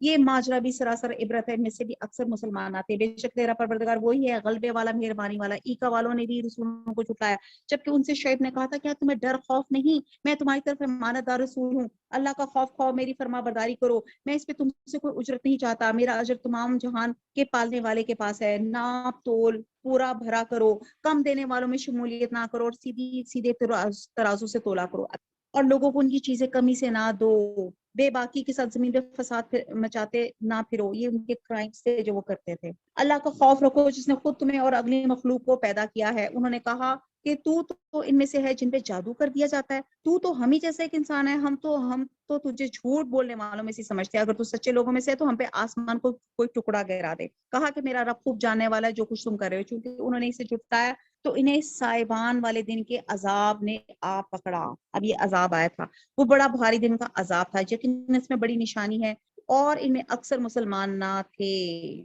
اب کہتے ہیں روایات کے مطابق 7 دن تک ان پہ سخت گرمی اور دھوپ مسلط کر دی گئی، اس کے بعد بادلوں کا ایک سایہ آیا جس پہ وہ بڑے ریلیکس ہو گئے، ہائے بادل آ گئے، لیکن اس آسمان سے آگ کے شعلے برسنے لگے، پھر زمین زلزلے سے لرز اٹھی اور ایک سخت چنگاڑنے نے ہمیشہ کی موت کی نیند سنا دیا۔ کہتے ہیں ان پہ 3 قسم کا عذاب آیا تھا، یقیناً اس میں بڑی نشانی ہے، تو ان میں سے اکثر مسلمان تھے، اور یقیناً تیرا پروردگار البتہ وہی ہے غلبے والا مہربانی والا۔ بے شک و شبہ یہ قرآن رب العالمین کا نازل فرمایا ہوا ہے، اسے امانت دار فرشتے لے کر آئے، آپ کے دل پر اترا ہے کہ آپ آگاہ کر دینے والوں میں سے ہو جائیں۔ صاف عربی زبان میں ہے، اگلے نبیوں کی کتابوں میں بھی اس قرآن کا تذکرہ ہے، یعنی کہ اس قرآن کا اور حضور صلی اللہ علیہ وسلم کا تذکرہ پچھلے صحائف میں بھی تھا، کہ انہیں یہ نشانی کافی نہیں کہ حقانیت قرآن کو بنی اسرائیل کے علماء بھی جانتے تھے، اور اگر ہم اسے کسی اجمی شخص پہ نازل فرماتے بس وہ ان کے سامنے اس کی تلاوت کرتا تو یہ اسے باور کرنے والے نہ تھے، اس طرح ہم نے گنہگاروں کے دلوں میں اس کا انکار کو داخل کر دیا، وہ جب تک دردناک عذابوں کو ملاحظہ نہ کریں گے ایمان نہ لائیں گے، بس وہ عذاب ان کو ناگہاں آ جائیں گے، انہیں اس کا شعور بھی نہ ہوگا، اس وقت وہ کہیں گے کیا ہمیں کچھ مہلت دی جائے گی، بس کیا یہ ہمارے عذاب کی جلدی مچا رہے ہیں، اچھا یہ بھی بتاؤ اگر ہم نے انہیں کسی سال بھی فائدہ اٹھانے دیا، پھر انہیں وہ عذاب آ لگا جن سے یہ دھمکائے جاتے ہیں، تو وہ کچھ جانتے بھی یہ برتتے رہے اور اس میں کچھ بھی فائدہ نہ پہنچا سکیں گے۔ ہم نے کسی بستی کو ہلاک نہیں کیا مگر اس حال میں کس کے لیے ڈرانے والے بھیجے نصیحت کے طور پہ، اور ہم ظلم کرنے والے نہیں ہیں۔ اس قرآن کو شیطان نہیں لائے، نعوذ باللہ، نہ وہ اس کے قابل ہیں نہ انہیں اس کی طاقت ہے، بلکہ وہ تو سننے سے بھی محروم کر دیے گئے، بس تو اللہ کے ساتھ کسی اور معبود کو نہ پکار، تو بھی سزا کے قابل بن جائے۔ اپنے قریبی رشتہ داروں کو ڈرا دے، اس کے ساتھ فروتنی سے پیش آ، جو بھی ایمان لانے والا ہو کر تیری تابعداری کرے. اگر یہ لوگ تیری نافرمانی کرے تو اعلان کر دے کہ میں ان کاموں سے بیزار ہوں جو تم کر رہے ہو، اور میں اپنا بھروسہ غالب مہربان اللہ پہ رکھ جو تجھے دیکھتا رہتا ہے جبکہ تو کھڑا ہوتا ہے، اور سجدے کرنے والوں کے درمیان میں تیرا گھومنا پھرنا بھی وہ بڑا ہی سننے والا خوبی جاننے والا ہے. کیا میں تمہیں بتاؤں کہ شیطان کس پر اترتے ہیں؟ ہر ایک جھوٹے پر اترتے ہیں. اب اللہ تعالیٰ نے کہا کہ ہر ایک جھوٹے پہ اترتے ہیں. جھوٹ اور ایمان ایک جگہ جمع نہیں ہو سکتے، یا انسان جھوٹا ہوتا ہے یا وہ ایمان والا ہوتا ہے. وہ چٹتی بھی سنی سنائی پہنچا دیتے، ان میں سے اکثر جھوٹے ہیں، شاعروں کی پیروی وہ کرتے ہیں. اب یہاں پہ جو سورہ شعراء جب لفظ ہے نا، شعراء و شعراء یتبعوہم، اور شاعروں کی پیروی وہ کرتے ہیں جو بہکے ہوئے ہوتے ہیں. کہ آپ نے نہیں دیکھا کہ شاعر ایک ایک بیان میں سر ٹکراتے پھرتے ہیں اور وہ کہتے ہیں جو کرتے نہیں، سوائے ان کے جو ایمان لائے اور نیک عمل کیا، با کثرت اللہ تعالیٰ کا ذکر کیا اور اپنی مظلومی کے بعد انتقام لیا. جنہوں نے ظلم کیا وہ بھی ابھی جاننے کے کہ کس کروٹ الٹتے ہیں. اب یہاں پہ جو شعراء کا یہاں پہ ذکر کیا جا رہا ہے، شاعروں کی اکثریت ایسی ہوتی ہے جو اپنی غلو اور ایگزیجریٹ وہ چیزوں کو کر لیتی ہے، امیجینیشن میں ادھر ادھر چڑھنا شروع ہو جاتی ہے. اور تو یہاں پہ بتایا جا رہا ہے کہ ہمارے جو پیغمبر ہیں وہ نہ کاہن ہیں نہ وہ شاعر ہیں، کیونکہ یہ دونوں جھوٹے ہیں. بہرحال ان شاعروں کو یہاں پہ اللہ تعالیٰ نے ایگزیمپٹ کیا ہے جن کی شاعری میں صداقت ہے، حقائق ہیں، اور جن سے واضح ہوتا ہے کہ ایماندار، عمل صالح پہ کاربند اور کثرت سے اللہ کا ذکر کرنے والا شاعر غلط شاعری جس میں جھوٹ، غلو، افراط ہو کر ہی نہیں سکتا. ایسے مومن شاعر جو ہیں، بہرحال یہاں پہ ان شاعروں کا ہی کہا جا رہا ہے کہ وہ جو شاعر ہیں شاعری بھی کریں تو حق کے ساتھ کریں. سورہ شعراء جو تھی وہ ہم نے پہلے پڑھی، اور جس میں ہم نے بس یہی کہا کہ بات وہ پورے سے ہوتی ہے جس کا اثر بھی ہو اور لوگ سن کر ان کا عمل بھی بدل جائے. اور یہ تاثر قرآن اور سنت کے علاوہ کسی میں نہیں، کیونکہ نبی صلی اللہ علیہ وسلم کے الفاظ بہت مختصر اور جامع ہوتے تھے مگر دل پر اثر کرتے تھے. اور سورہ شعراء میں جو ہم نے دیکھی کہ صرف گفتگو کرنے سے، تقریر کرنے سے ایسے کام نہیں بن جاتے. جیسے میں اگر ایک گھر بنانا چاہ رہی ہوں اور میں الفاظ ہی الفاظ میں گھر بنا لوں تو وہ گھر ہو نہیں سکتا. تو بیسکلی جو عمل کی چیز ہے وہ ہے قرآن اور سنت. جو سورت ہم الحمدللہ شروع کرنے لگے ہیں، پارہ نمبر 19 سورہ نمل. نمل کہتے ہیں چونٹی کو، اور انشاءاللہ تعالی جہاں یہ بات آئے گی تو ہم ڈیٹیل سے پڑھیں گے. اعوذ باللہ من الشیطان الرجیم، بسم اللہ الرحمن الرحیم. طاسین حروف مقطعات ہیں. تلک آیات القرآن وکتاب مبین، یہ آیتیں قرآن کی واضح اور روشن کتاب کی، ہدایت اور خوشخبری ایمان والوں کے لیے جو نماز قائم کرتے ہیں اور زکوٰۃ ادا کرتے ہیں اور آخرت پر یقین رکھتے ہیں. اب یہ شروع ہی میں اللہ سبحانہ تعالیٰ نے پھر متقین کی جو خصوصیات بیان کر دی کہ نماز قائم کرتے ہیں، زکوٰۃ ادا کرتے ہیں اور آخرت پر یقین رکھتے ہیں. آگے آیت نمبر 4 ہے، جو لوگ قیامت پر ایمان نہیں لاتے ہم نے ان کے کرتوت زینت دار دکھا دیے، پس وہ بھٹکتے پھرتے ہیں. یہی لوگ ہیں جن کے لیے برا عذاب ہے اور آخرت میں بھی اس وقت سخت نقصان یافتہ ہے. بے شک آپ کا اللہ حکیم و علیم کی طرف سے قرآن سکھایا جا رہا ہے. یاد ہوگا جبکہ موسیٰ نے اپنے گھر والوں سے کہا میں نے آگ دیکھی ہے، میں وہاں سے یا تو کوئی خبر لے کر آؤں یا آگ کا کوئی سلگتا ہوا انگارہ لے کر ابھی تمہارے پاس آ جاؤں تاکہ تم سینک تاپ کر لو. اب یہ اس وقت کا واقعہ جب حضرت موسیٰ علیہ السلام مدین سے اپنی اہلیہ کے ساتھ واپس آ رہے تھے اور رات کے اندھیرے میں راستے کا علم نہیں تھا اور سردی سے بچاؤ کے لیے آگ کی ضرورت تھی. اور کہتے ہیں کہ جو کوہ طور جو تھا یہ سطح سمندر سے 5000 فٹ کی بلندی پہ تھا. اب انہیں دور سے جہاں آگ کے شعلے نظر آئے، جب وہ وہاں پہنچے نہیں کہ کوہ طور، تو دیکھا کہ ایک سرسبز درخت سے آگ کے شعلے بلند ہو رہے ہیں، اور یہ حقیقت میں آگ نہیں اللہ کا نور تھا جس کی تجلی آگ کی طرح محسوس ہو رہی تھی. حدیث میں آتا ہے کہ اللہ تعالیٰ کی ذات کے حجاب پردے کو نور اور روشنی، اور ایک روایت میں نار آگ سے تعبیر کیا گیا ہے، اور فرمایا گیا ہے کہ اگر اپنی ذات کو بے نقاب کر دے تو اس کا جلال تمام مخلوقات کو جلا کر رکھ دے. یہ اللہ کا رحم اور کرم ہے اور یہ اللہ کی جس کو ہم دیکھ سکیں وہ انشاءاللہ تعالی جنت میں انشاءاللہ تعالی اللہ تعالیٰ کا دیدار ہو سکے گا. جب وہاں پہنچے تو آواز دی گئی کہ بابرکت ہے وہ جو اس آگ میں ہے، اور برکت دیا گیا ہے جو اس کے آس پاس ہے. پاک ہے اللہ جو تمام جہانوں کو پالنے والا ہے. موسیٰ سن بات یہ ہے کہ میں ہی اللہ ہوں غالب با حکمت، تو اپنی لاٹھی ڈال دے۔ موسیٰ علیہ السلام نے جب اسے ہلتا جلتا دیکھا اور اس طرح کی گویا وہ ایک سانپ ہے تو منہ موڑے ہوئے پیٹھ پھیر کر بھاگے اور پلٹ کر بھی نہ دیکھا۔ اب آپ یہ حضرت موسیٰ علیہ السلام کا اور آگے مزید اور ڈیٹیل سے سورہ قصص میں جو ہے بھی ہم نے دیکھا، اور یہ اب آگے اور مزید جس کو کہتے ہیں نا ڈیٹیل سے اس کے کوئی نہ کوئی پارٹ، کوئی نہ کوئی چیز جو ہوتے واقعے کا کچھ حصہ اللہ تعالیٰ کہیں بہت ڈیٹیل سے بیان کرتے۔ تو یہ وہ موقع تھا جب اللہ سبحانہ تعالیٰ نے پہلی دفعہ ان سے ہم کلام کیا، اور جب ان کو معجزہ دیا اور نے کہا کہ لاٹھی زمین پہ ڈالو، تو جب وہ سانپ بن گئی تو ایز اے ہیومن بینگ وہ ڈر گئے اور وہ بھاگے۔ تو یہاں پہ اللہ سبحانہ تعالیٰ نے ان کو تسلی دی، اے موسیٰ خوف نہ کھا، میرے حضور میں پیغمبر ڈرا نہیں کرتے، لیکن جو لوگ ظلم کریں پھر اس کے عوض نیکی کریں، اس برائی کے پیچھے تو میں بخشنے والا مہربان ہوں۔ اور اپنا ہاتھ اپنے گریبان میں ڈال، وہ سفید چمکیلا ہو کر نکلے گا بغیر کسی عیب کے، تو 9 نشانیاں لے کے فرعون اس کی قوم کی طرف جا، یقیناً وہ بدکاروں کا گروہ ہے۔ بس جب ان کے پاس آنکھیں کھول دینے والے ہمارے معجزے پہنچے تو وہ کہنے لگی یہ تو سری جادو ہے۔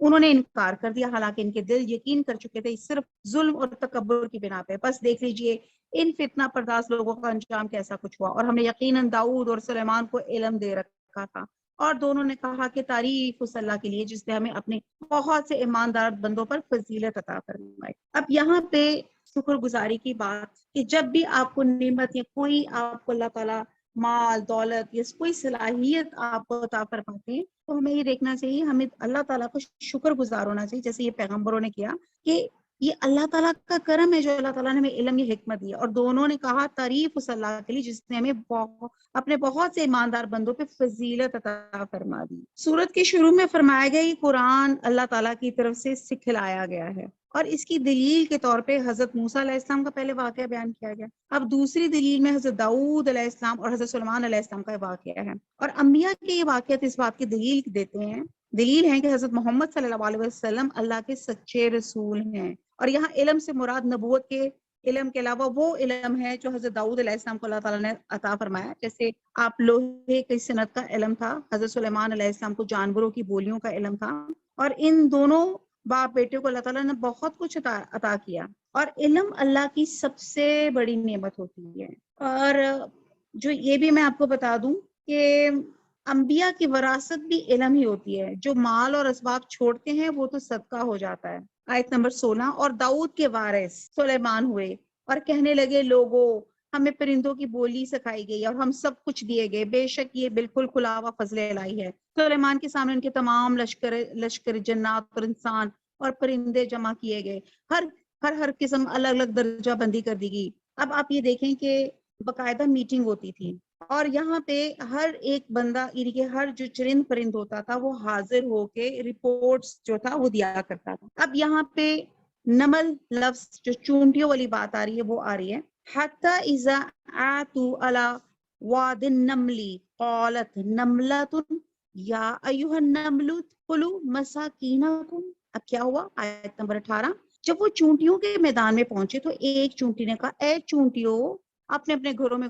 گھس جاؤ، ایسا نہ ہو کہ بے خبری میں سلیمان اس کا لشکر تمہیں روند ڈالے۔ اس کی اس بات سے حضرت سلیمان مسکرا کر ہنس دیے اور دعا کرنے لگے، اے پروردگار رب اعوذنی ان اشکر نعمتک التی انعمت علی وعلی والدی وان اعمل صالحا ترضاہ وادخلنی برحمتک فی عبادک الصالحین۔ بہت خوبصورت دعا ہے، آمین۔ اے پروردگار تو مجھے توفیق دے کہ میں تیری ان نعمتوں کا شکر بجا لاؤں، الحمدللہ، اور جو تو نے مجھ پہ انعام کی ہیں اور میرے ماں باپ پر، اور میں ایسے نیک عمال کرتا ہوں جن سے تو خوش رہے، اور مجھے اپنی رحمت سے نیک بندوں میں شامل کر لے، آمین۔ اب یہاں پہ یہ پتہ چلتا ہے کہ حیوانات میں بھی خاص قسم کا شعور ہوتا ہے، وہ انسانوں سے کم ہوتا ہے، اور یہاں پہ سورہ نمل میں نمل کا وہ واقعہ آ رہا ہے جس کے اوپر یہ نمل سورہ نمل کا نام لکھا جاتا ہے۔ اب ہوا یہ کہ جب آپ اپنے چونٹیوں کے پاس سے کراس کر رہے تھے تو چونٹیوں نے آواز دی اپنے دوستوں کو، کیا کہا کہ اے چونٹیوں اپنے گھروں میں گھس جاؤ، ایسا نہ ہو کہ بے خبری میں سلیمان اور اس کا لشکر تمہیں روند ڈالے۔ اس کی اس بات کو سن کے حضرت سلیمان علیہ السلام مسکرا کر ہنس دیے اور دعا کر، بہت پیاری دعا ہے، میرے ساتھ پڑھیں، رب اعوذنی ان اشکر نعمتک التی انعمت علی وعلی والدیہ وان اعمل صالحا ترضاہ وادخلنی برحمتک فی عبادک الصالحین۔ اے پروردگار مجھے توفیق دے کہ میں تیری ان نعمتوں کا شکر بجا لوں جو تو نے مجھ پہ انعام کی ہیں، آمین۔ میرے ماں باپ اور میں ایسے نیک عمال کرتا رہوں جن سے تو خوش رہے اور مجھے اپنی رحمت سے نیک بندوں میں شامل کر لے، آمین۔ اب آپ یہ دیکھیں کہ یہاں پہ جب انہوں نے چونٹیوں کی باتیں سنی تو انہیں تکبر نہیں ہوا، انہوں نے کہا اللہ تیرا شکر ہے، اتنی عظمت اور فضیلت کے باوجود عالم غیب نہیں تھے، اس لیے چونٹیوں کو خطرہ محسوس ہوا کہ بے خبری میں ہم روندے نہ چلے جائیں۔ پھر ہم تیسری بات دیکھتے ہیں کہ اللہ کے سوا کوئی عالم غیب نہیں۔ پھر ہم یہ بھی دیکھتے ہیں کہ حضرت سلیمان علیہ السلام پرندوں کے علاوہ دیگر جانوروں کی بھی بولیاں سمجھتے تھے، اور یہ جب انہوں نے کی تو پھر انہوں نے دعا مانگی، اللہ تیرا شکر ہے۔ اب آپ یہ دیکھیں کہ ہم اب جب قرآن نے کہہ دیا کہ چونٹی بولی اور حضرت سلیمان نے سن لیا، ان کی بات سن لی، تو پھر ہمارا آگے کوئی یہ شک بھی نہیں بیٹھتا کہ ہم یہ اس چیز پر اعتراض کریں کہ چونٹی کیسے سن سکتی ہے۔ بات یہ ہے کہ جب ہم کسی چھوٹی چیز کو دیکھتے ہیں تو ہم سمجھتے ہیں کہ معمولی سی ہے، حالانکہ چونٹی کوئی معمولی سی چیز نہیں ہے۔ آپ دیکھیں کہ اس کا جو فاسل ہے 80 ملین ٹائم پرانا ہے، اور اس کی 8800 اسپیشیز ہیں، اور بات یہ کہ اس کے اندر نروس سسٹم بھی ہے، ڈائجسٹو سسٹم بھی ہے، اور یہ کالونیز بنا کے رکھتی ہے، اور کالونیز بھی کیا ہوتی ہے، بڑی ویل پلانڈ شہری شکل کی، روشن، ہوادار، صاف ستھرے گھر، اور یہ ٹیم ورک کے ساتھ کام کرتی ہیں اور اپنی کالونی کی باقاعدہ حفاظت کرتی ہیں، تنہا زندہ نہیں رہ سکتی، ہمیشہ مل کر رہتی ہیں۔ پھر آپ دیکھیں پھر گروپ بنا کے خبروں کا تبادلہ بھی کرتی ہیں، قربانی کا جذبہ بھی ان کے اندر ہوتا ہے۔ جب کھانا یا پانی کوئی چیز آپ دیکھتے ہیں زمین پہ گرتی ہے تو یہ نہیں ہوتا کہ خود ہی کھائی جائیں، فوراً سب کو اپنا خبر، اپنے جو آرمرز ہوتے ہیں اپنے وہ انڈیکیٹ کر دیتی ہیں، سب کو بلا لیتی ہیں، آجو آجو، اور چونٹیوں کی لائن لگ جاتی ہے، اور چونٹیاں مزے سے لے کر کھاتی ہیں اکٹھے۔ کہا جاتا ہے اگرچہ ان کی زبان نہیں مگر ان کے آگے آرمر ہوتے ہیں، ان کو بجا کے یہ بات کرتی ہیں، اور اس کے اندر جو وائبریشن پیدا ہوتی ہے ان سے گفتگو کرتی ہیں اور آپس میں کمیونیکیٹ بھی کرتی ہیں۔ سائنسدان کہتے ہیں یہ 3 سے 4 زبانیں جانتی ہیں، اور ہم صرف اس لیے کہ ہماری عقل میں نہیں آتا کہ چونٹی کی آواز کیسے، اس کو کیسے آواز آئے گی، اب قرآن کا ہم انکار کرنا شروع کر دیں، نعوذ باللہ۔ کہتے ہیں یہ جنگجو ہیں، خودکش حملے بھی کرتی ہیں، اور پھر کہتی ہیں کہ ایسڈ سپرے کرتی ہیں اپنے دشمنوں پر، اور آپ یہ دیکھیں یہ جنگی ٹیکٹکس ہیں، اور یہ ایجاد ہزاروں سال پہلے سے یہ کام کر رہی ہیں۔ پھر یہ کیا ہے کہ دوسری چونٹیوں کو غلام بھی بنا لیتی ہیں، اپوزٹ پارٹی کو لا کر اس میں اپنی بقا کے لیے ختم بھی ہو جاتی ہیں، اور پھر نر چونٹیاں میٹنگ کے فوراً بعد ختم ہو جاتی ہیں، اور کارکن چونٹیاں محنت کش اور بہت ایماندار ہوتی ہیں۔ بہرحال چونٹیوں پہ بحث کی جائے تو بہت اور ڈیٹیل آ جائے گی، صرف اتنا بتانا مقصود ہے کہ چھوٹی سی چیز کو چھوٹا اور حقیر نہ جانے۔ اللہ تعالیٰ نے سلیمان کو چونٹی کی زبان بھی سکھائی تھی، اور اس چونٹی نے دیکھا کہ لشکر آ رہا ہے، خطرہ محسوس ہو رہا، اس نے فوراً آربر بجا کر، یعنی کہ ویل فشر تھی، اپنی چونٹیوں کو بچاؤ، اپنا بچاؤ کر لو، نہیں تو پاؤں میں آ جاؤ گی۔ کتنی عقل دیا اللہ تعالیٰ نے اس جانور کو۔ اور حضرت سلیمان علیہ السلام جب ان کی بات سنے تو مسکرا اٹھے اور ہنسنے لگے، اور فوراً ہی سوچا کہ اور یہ زبان وہ جانتے ہیں، کوئی تکبر نہیں ہوا، انہوں نے کیا کیا، فوراً شکر ادا کیا، اور انہوں نے کہا اللہ مجھے توفیق دے، مجھے قابو میں رکھ، میں تیری نعمتوں کا شکر ادا کروں۔ دیکھیں اتنا بڑا مقام ملا، دعا کا موقع ملا، تو کیا کہا کہ صالحہ لوگوں کا ساتھ دے، مجھے ان کی صحبت ملا دے۔ تو بہرحال آپ یہ دیکھتے ہیں کہ یہ سورہ نمل جس پر آیا یہ وہ واقعہ یہاں پہ بیان کیا جاتا ہے۔ آیت نمبر 20، آپ نے پرندوں کو دیکھ بھال کے فرمانے لگی کیا بات ہے، ہدہد کو نہیں دیکھتا کیا، واقعی وہ غیر حاضر ہے، یقیناً میں اسے سخت سزا دوں گا یا اسے ذبح کر ڈالوں گا، یا میرے سامنے کوئی سری دلیل بیان کرے۔ اب آپ دیکھیں کہ ان کا روب دیکھیں حضرت سلیمان علیہ السلام کا، کہ ان کا دربار لگتا تھا، جیسے میں نے پہلے بھی بتایا کہ تمام چرند پرند رپورٹس دیتے تھے کہ گورنمنٹ میں یا رایا میں لوگوں میں کیا ہو رہا ہے، سب ٹھیک ہے، کسی کو پرابلم تو نہیں ہے، اور ایک سیکنڈ ایک نظر کے اندر ان کی آپ دیکھیں پاور دیکھیں، انہیں فوراً پتا چل گیا کہ ہدہد غائب ہے۔ ہمارے تو 4 بچے ہوں نا اور ایک گھر میں بھی ہوں تو ہمیں سمجھنے ہے کہ اچھا گھر میں موجود ہے کہ گھر سے باہر ہے، اور اتنی ان کی نظر اور فراست تھی۔ کچھ دیر نہ گزری تھی کہ آ کر اس نے کہا میں ایک ایسی چیز کی خبر لایا ہوں کہ تجھے اس کی خبر ہی نہیں، میں سبا کی ایک سچی خبر تیرے پاس آیا ہوں، میں نے دیکھا ہے کہ ان کی بادشاہت ایک عورت کر رہی ہے۔ سبا ایک شخص کے نام پر ایک قوم کا نام تھا اور ایک شہر کا، اور یہاں شہر مراد لیا جاتا ہے. میں نے دیکھا کہ ان کی بادشاہت ایک عورت کر رہی ہے جسے ہر قسم کی چیز سے کچھ نہ کچھ دیا گیا ہے. اس کا تخت بھی بڑی عظمت والا ہے، اور میں نے اسے اور اس کی قوم کو اللہ تعالیٰ کو چھوڑ کر سورج کو سجدہ کرتے ہوئے پایا ہے، اور شیطان نے ان کے کام انہیں بھلے کر کے دکھائے ہیں، صحیح راہ سے روک دیا ہے. کہتے ہیں کہ آیت نمبر 20 سے 26 تک میں جو ہے واقعہ کچھ ہوا ہے کہ ایک موقع پر حضرت سلیمان علیہ السلام نے پرندوں کا جائزہ لیا. وہ پرندوں سے خبر رسانی کا کام لیتے تھے. ایک ہدہد جو یہ کام کرتا تھا اسے حاضر نہ پا کے باز پرس کی، اور تھوڑی دیر بعد ہدہد حاضر ہو گیا اور اس نے قوم سبا کے بارے میں خبر دی کہ ان پہ ایک عورت حکمرانی کرتی ہے، اس کو ہر طرح کا ساز و سامان بخشا گیا ہے اور ایک عظیم و شان تخت ہے، اور میں دیکھتا ہوں کہ وہ اور اس کی قوم اللہ کے بجائے سورج کو سجدہ کرتی ہے. قوم سبا جو تھی جنوبی عرب میں موجودہ یمن میں آباد تھی، اور یہ تجارت پیشہ قوم تھی اور نہایت دولت مند تھی، اور اس زمانے میں دنیا کی امیر ترین قوم تھی، اور لوگ ان کی دولت کے قصے بیان کرتے تھے، اور ان کا علاقہ نہایت سرسبز تھا. اور ان کی خوشحالی کا سب سے بڑا سبب یہ تھا کہ انہوں نے اپنے ملک میں جگہ جگہ بند باندھ کر ایک بہترین اریگیشن سسٹم رکھا ہوا تھا، اور پورے علاقے کو جنت بنا کے رکھا ہوا تھا، اور بڑے رسیلے پھل تھے، اور دولت کا یہ عالم تھا کہ سونے کے برتنوں میں کھانا کھاتے تھے اور دار چینی جلاتے تھے. دار چینی، سینیمن سٹکس، آپ سوچیں. تو فرمایا کہ شیطان نے انہیں ان کے اعمال آراستہ کر کے دکھائی، یعنی کہ وہ دولت کمانے اور اپنی زندگی کو شاندار بنانے میں اس قدر انوالو ہو گئے ہیں کہ ان کے نزدیک یہی ایک زندگی کا اصل مقصد ہے، اور مزید کسی چیز کی حاجت ہے اس پہ غور و فکر کہ وہ سوچتے بھی نہیں ہیں. اب آپ یہ دیکھیں، یہ مجھے اور آپ کو اور مشرقین مکہ کو سب کو سبق دکھایا جا رہا ہے کہ جس طرح تم شرک کرتے ہو اسی طرح سبا کی قوم بھی شرک کرتی تھی. تو یہاں پہ یہ اللہ تعالیٰ ہمیں وارن کر رہے ہیں یہ تمام واقعات سنا کے کہ یہ کہ وہ بھی کتنے ٹیکنالوجی میں اور کتنی وہ جس کو کہتے ہیں ویل آف ایک جو تھی قوم تھی. میں نے اسے آیت نمبر 24 میں نے اسے اور اس کی قوم کو اللہ کو چھوڑ کر سورج کو سجدہ کرتے ہوئے پایا ہے. شیطان نے ان کے کام انہیں بھلا کر کے دکھلا کر صحیح راہ سے روک دیا، پس وہ ہدایت پر نہیں آتے. یہ جی سجدہ آگے سجدہ کریں کہ اسی اللہ کے لیے سجدے کریں جو آسمانوں اور زمینوں کی پوشیدہ چیزوں کو باہر نکالتا ہے، اور جو کچھ تم چھپاتے اور ظاہر کرتے وہ سب کچھ جانتا ہے. اس کے سوا کوئی معبود برحق نہیں، وہی عظمت والا عرش کا مالک ہے. سلیمان نے کہا اب ہم دیکھیں گے کہ تو نے سچ کہا ہے یا تو جھوٹا ہے. میرے اس خط کو لے جا اور جا کے انہیں دے دے. پھر ان کے پاس سے ہٹ آ اور دیکھے وہ کیا جواب دیتے ہیں. وہ کہنے لگی.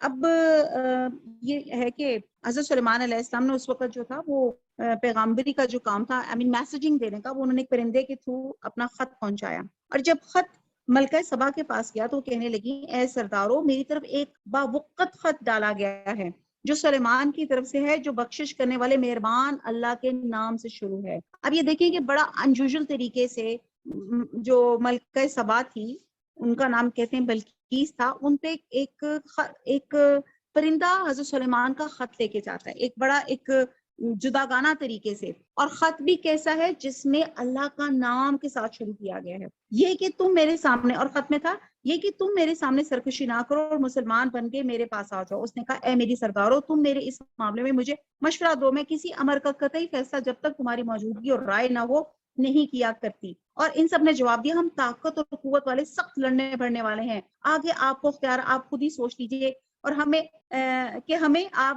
کیا کچھ حکم فرماتی ہیں. اب یہاں پہ دیکھیے مشورے کی امپورٹنس آتی ہے کہ یہاں پہ ملکہ سبا نے حالانکہ وہ اس وقت وہاں کی ملکہ تھی لیکن پھر بھی انہوں نے مشاورت کی کہ آپ بتائیں کہ مجھے سجیسٹ کریں کہ ہم کیا کریں. جس پہ ان کی قوم نے کہا کہ ہم تو بڑے سخت جس کو کہتے ہیں جنگجو قسم کے لوگ ہیں، آپ بتائیں کہ ان کے ساتھ کس طرح بہیو کرنا ہے. آیت نمبر 24 اس نے کہا بادشاہ جب کسی بستی میں گھستے ہیں تو اسے اجاڑ دیتے ہیں اور وہاں کے باعزت لوگوں کو ذلیل کر دیتے ہیں، اور یہ لوگ بھی ایسا ہی کریں گے. اب وہ ملکہ بہت سمجھدار تھی، بڑی ٹیلنٹڈ تھی، اور اس نے فوراً اور جو چیز بتائی کہ دیکھیں جنگ جہاں بھی ہو اس میں کیا ہوتا ہے بے گناہ لوگ مارے جاتے ہیں، خام خواہ کی قتل و غارت ہوتی ہے، کچھ لوگ زخمی ہو جاتے ہیں، باعزت لوگوں کو ذلیل کیا جاتا ہے.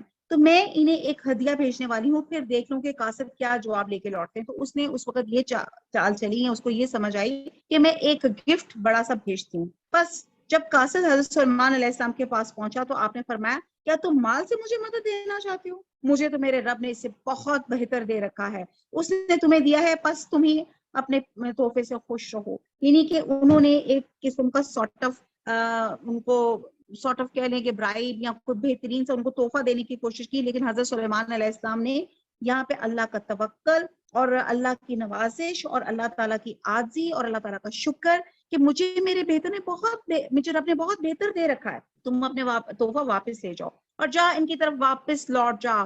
ہم ان کے مقابلے پہ وہ لشکر لائیں گے جن کے سامنے پڑنے کی ان میں طاقت نہیں, اور ہم انہیں ذلیل الپس کر کے وہاں سے نکال کر باہر کریں گے. آپ نے فرمایا سردارو تم میں سے کوئی ہے جو ان کے مسلمان ہو کر پہنچنے سے پہلے ہی اس کا تخت مجھے لا دے.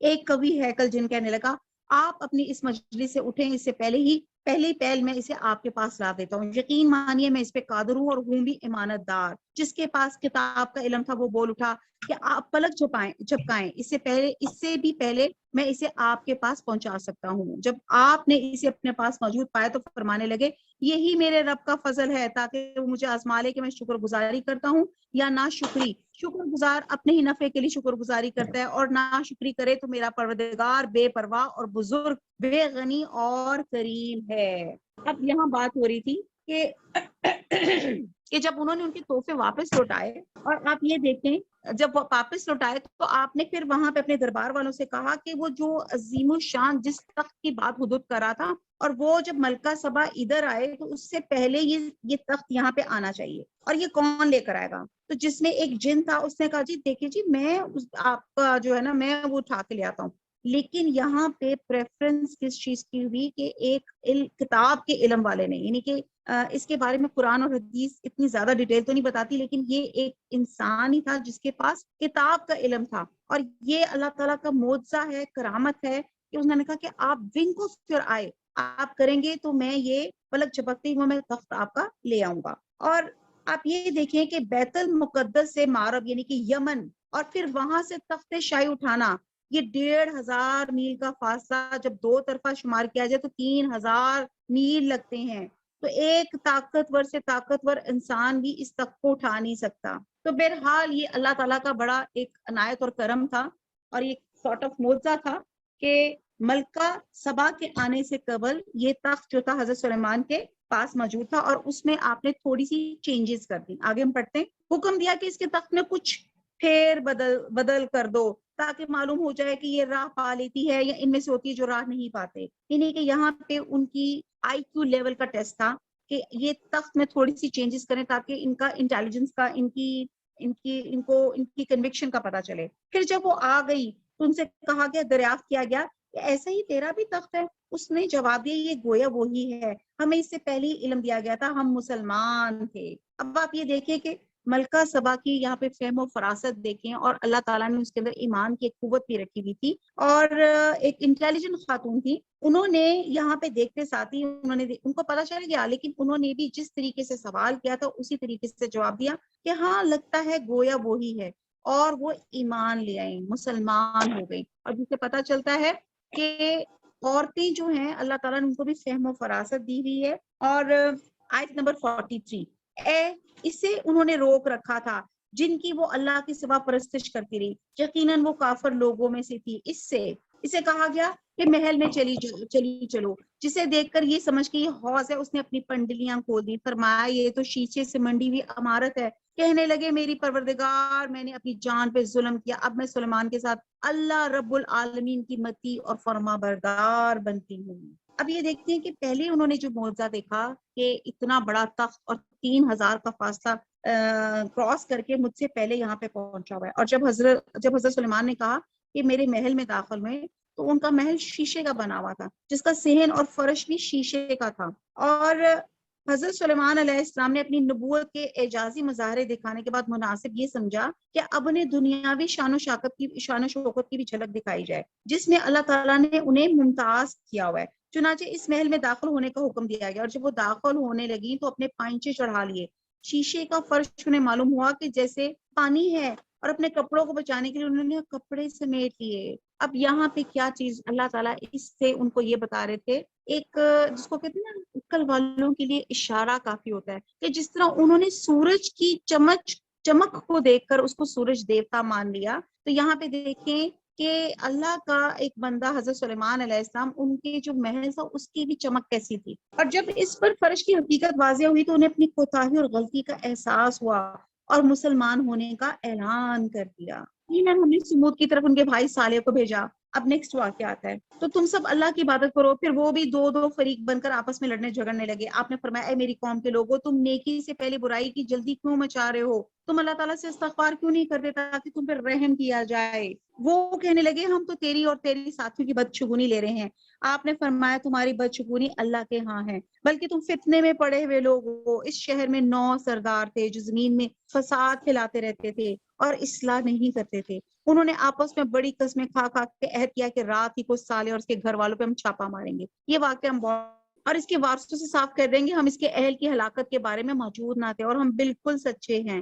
اور یہ یعنی کہ وہ یہ پلاننگ کر رہے تھے، یہ 9 سردار جو تھے، اور کہتے ہیں یہ جو 9 افراد تھے جنہوں نے یہ پلاننگ کی تھی، اور اسی لیے پوری قوم ہی ہلاکت کے مستحق قرار دی گئی کہ جب انہوں نے اپنے نبی کو قتل کرنے کی سازش تیار کی۔ انہوں نے مکر خفیہ تدبیر کیا اور ہم نے بھی، اور وہ اسے سمجھتے ہی نہ تھے۔ اب دیکھ لیں ان کے مکر کا انجام کیسا کچھ ہوا۔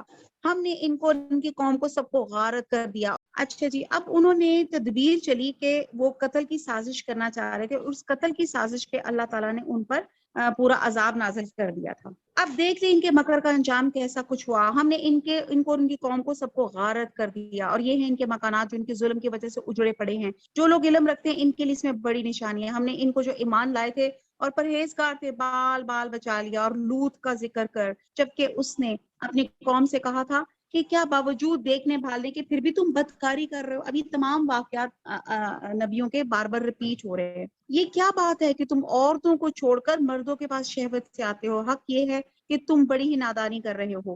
قوم کا جواب بجز اس کہنے کے اور کچھ نہ تھا کہ آل لوط کو اپنے شہر سے شہر بدر کر دو۔ یہ تو بڑا ہی پاک باز بن رہا ہے۔ بس ہم نے اسے اور اس کے اہل کو بجز اس کے بیوی کے سب کو بچا لیا۔ اس کا اندازہ تو باقی رہ جانے والوں میں ہی ہم لگا ہی چکے تھے، اور ان پر خاص قسم کی بارش برسا دی۔ بس ان دھمکائے ہوئے لوگوں پہ بری بارش ہوئی تو کہہ دے کہ تمام تعریفیں اللہ ہی کے لیے ہیں اور اس کے برگزیدہ بندوں پہ سلام ہے۔ کیا اللہ تعالیٰ بہتر ہے یا وہ جنہیں یہ لوگ شریک ٹھہرا رہے ہیں؟ اب ہمارا 19واں سپارہ ختم ہوتا ہے۔ وما علینا الا البلاغ سبحانک اللہم وبحمدک نشہد لا الہ الا انت نستغفرک ونتوب الیک۔ والسلام علیکم ورحمۃ اللہ وبرکاتہ۔